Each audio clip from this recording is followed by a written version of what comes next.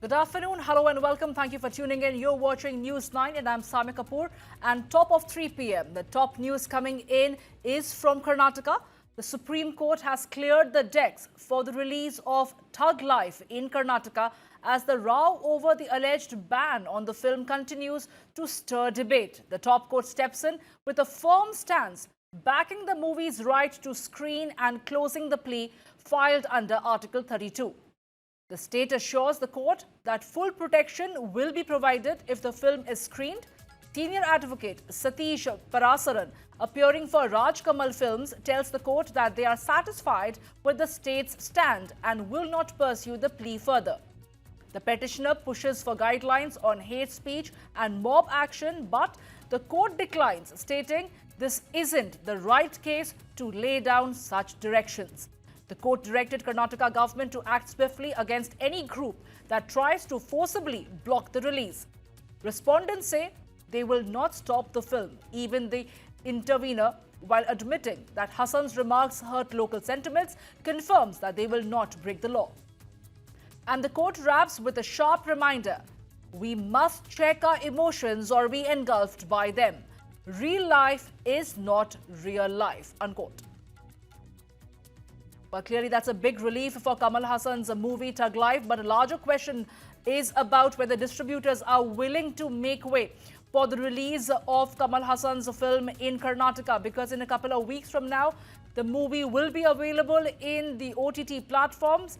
The Supreme Court stand has given a breather and a fresh lease of life to several such movie makers, saying that the emotions should not be engulfing the protesters because real life is not real life. My colleague Muhammad Wajiullah is joining me live right now to get us more details. Wajiullah, it seems to be a big relief for Kamal Haasan's movie Thug Life. It seems it's set for release now, but what do we know about the distributors? Are they willing to release the movie Thug Life in Karnataka, given the assurance from the state government? Well, absolutely, Samya. It is a big relief for Kamal Haasan, but with this good news also comes the bad news, which is with the distributors who have categorically said that they will not be releasing the film in Karnataka because now it is already flopped in Tamil Nadu, is what they say. And apart from that, they also believe that in the next 2 weeks, the film will otherwise go on OTT. Therefore, people who will come and watch the movie will be less, and they will not be able to make the money that they could have when the movie would have released at the actual date. But due to circumstances, that did not happen. The distributor had also did not wanted to release the movie at that point of time because they feared that the pro-Kannada activists would barge in theaters and would destroy all these things. So that is where now the distributors are in a dilemma whether they should release the movie or not. But today in the court, the state government clarified, saying that they would give all the protection, and the Supreme Court accepted that. Even the makers of the film accepted the decision of the state government. But now it remains to be seen how the distributors and the exhibitors will look into this development, because Supreme Court is the highest authority, decision-making authority, and when they have given a ruling with regards to the releasing of the movie, it now remains to be seen how the state government pursues these distributors and exhibitors. But the distributors and exhibitors have their own money. They believe that they will not be able to make the money despite the fact that they've pumped in a lot of money. They've also in certain circumstances, they've asked Kamal Haasan and the producers to return their money back, because now releasing the movie is not feasible, because in a week or so it will be on OTTs. And if it's there on OTTs, then nobody is going to come to the theaters and watch this movie. They also believe that the response that the movie has got in other parts of the country has not been satisfactory. And that is one of the other reasons that they believe that even the Karnataka market won't give them that much number that they are expecting. So this is a good news and a bad news at the same time for Kamal Haasan. Absolutely. But Wajiullah, take us through whether at all the state government is contemplating to bring about any guidelines on hate speech and mob action, because that was one of the reasons that the petitioners had put forth their plea before the Supreme Court, or the Supreme Court maintained that this is not the right case to lay down such directions, because this may not be true just for one movie. It may happen again in future. What safeguards are there for such movies then?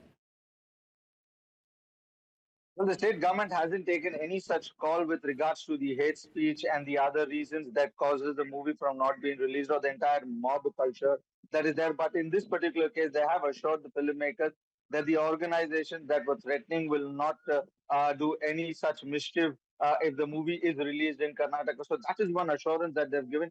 But if we look into a larger context with hate speech and everything, anti-communal squad has already been set up when the Mangalore incident happened after the killing of Suhas Shetty and the fallen killing of a Muslim worker over there. So when that incident happened, that is when an anti-communal squad had been listening, which will look into hate speeches, which will look into all those videos and things that are coming out from various organizations with regards to communal violence, with regards to communal hatred. So that one squad is looking into it. Whether there will also be spanning over movies and pro-Kannada groups is something we'll have to wait and watch. But with this development, it has opened the scope for the government to widen their ambit of regulation, because with pro-Kannada activists also threatening that they will not release the movie just because somebody had said something, also adds to a violence somewhere or the other and result in violence somewhere or the other.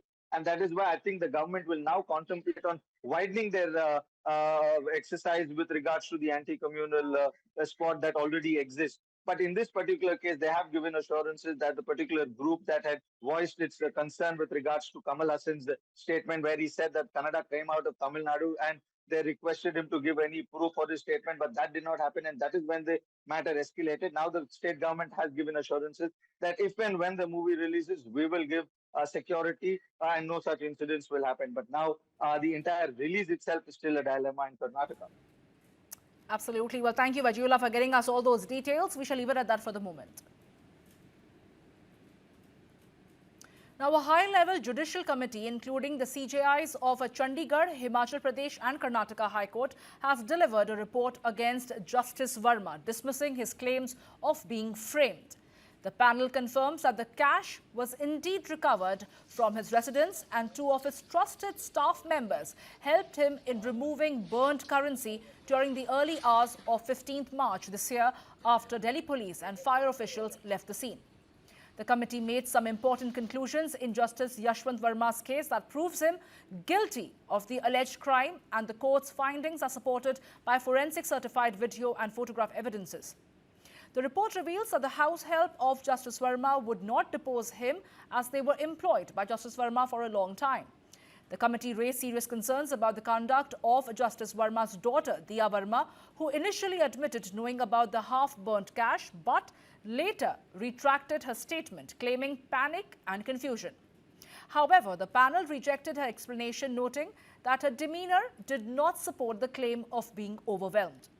Justice Verma also claimed that the CCTV footage from the storeroom was inaccessible, but the committee dismissed this argument, stating that the judge had 10 days to secure the footage before it was sealed. The committee also questioned Justice Verma about him quietly accepting his transfer to the Allahabad High Court just days later without objection, which the panel viewed as unusual.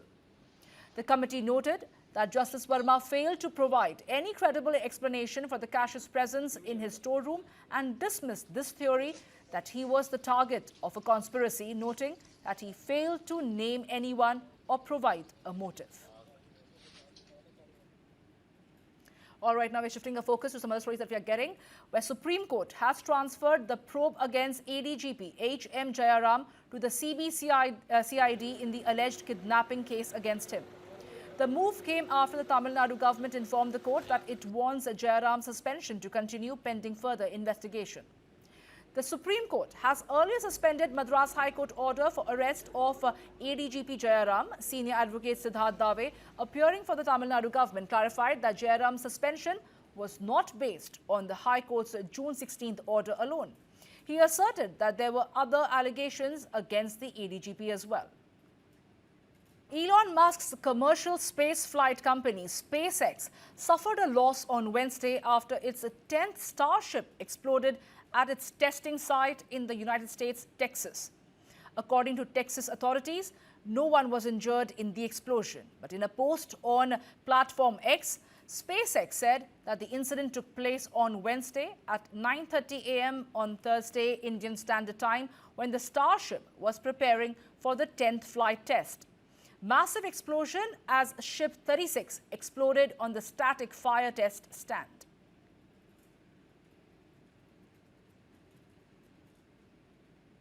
Well, those are the dramatic visuals on your screens right now as the 10th Starship of SpaceX exploded at its testing site in the United States, Texas, where according to authorities in Texas, no one was injured in the explosion. However, on the platform X, SpaceX mentioned that the incident took place at 9:30 a.m. on Thursday Indian Standard Time when the Starship was preparing for the 10th flight test. Those are the visuals of the massive explosion as Ship 36 exploded on the static fire test stand.